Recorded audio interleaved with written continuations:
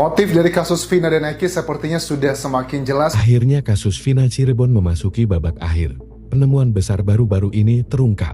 Dengan semakin banyaknya barang bukti dan juga saksi yang bermunculan. 3 saksi kunci akhirnya muncul, membawa informasi yang mencengangkan jagat media sosial dan netizen Indonesia.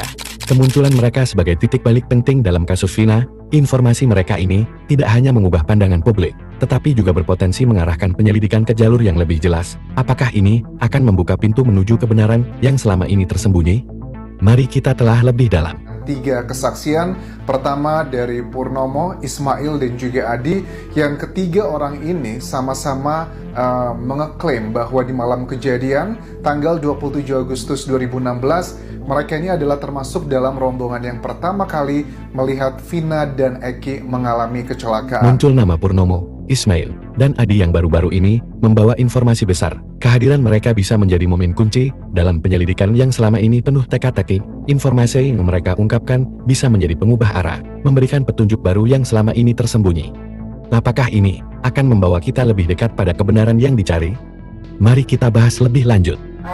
Dari jauh itu dia naik motor kan kenceng pak, begini-begini goyang kayak orang mabok. Oh, Bapak bisa ngelihat itu begini-begini?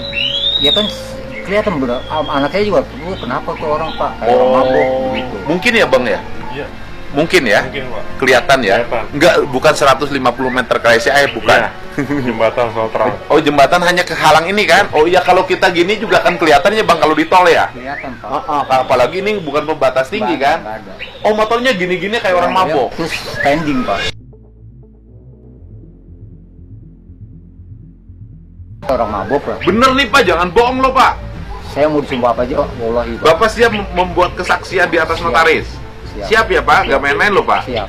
Ini keterangan Bapak Siap. itu penting. Pernahkah Anda mendengar kisah tragis yang tak terungkap selama 8 tahun? Sebuah kasus yang menghebohkan kembali dibuka, kali ini dengan kesaksian yang mengguncang keyakinan kita semua. Dalam gelapnya malam di tahun 2016, Vina dan Eki ditemukan tak bernyawa di Jembatan Talun, Cirebon. Selama bertahun-tahun, publik percaya bahwa mereka adalah korban pembunuhan. Namun, sebuah pengakuan mengejutkan dari saksi kunci, Ismail, muncul 8 tahun kemudian, meruntuhkan teori tersebut. Ismail bersumpah bahwa ia melihat Eki dan Vina mengalami kecelakaan tragis bukan pembunuhan. Menurut Ismail, motor yang mereka kendarai melaju dengan kecepatan tinggi, oleng, dan akhirnya menabrak trotoar sebelum tubuh mereka terhempas ke tiang listrik. Penjelasan ini didukung oleh pengamat kriminalitas global, Dr. Mark Williamson, yang menyebutkan bahwa kasus kecelakaan yang disalahartikan sebagai pembunuhan bukanlah hal baru dan sering kali terjadi karena minimnya bukti forensik di tempat kejadian. Namun, seiring waktu, semakin banyak pertanyaan yang muncul. Mengapa baru sekarang Ismail berani bersuara? Ada spekulasi bahwa dia mungkin takut dengan pihak tertentu, makanya dia memilih diam selama 8 tahun ini. Ketika emosi memuncak, kita harus bertanya, apakah keadilan benar-benar telah ditegakkan? Atau, apakah kita hanya akan kembali ke titik awal, meninggalkan luka yang tak kunjung sembuh? Kesimpulannya, kebenaran dalam kasus ini masih terperangkap dalam bayang-bayang. Apakah ini akhir dari perjalanan mencari keadilan, ataukah kita baru memulai babak baru yang lebih kelam? Pertanyaan ini kini menjadi milik Anda. Apakah Anda percaya pada kesaksian ini, atau masih yakin bahwa ada sesuatu yang belum terungkap?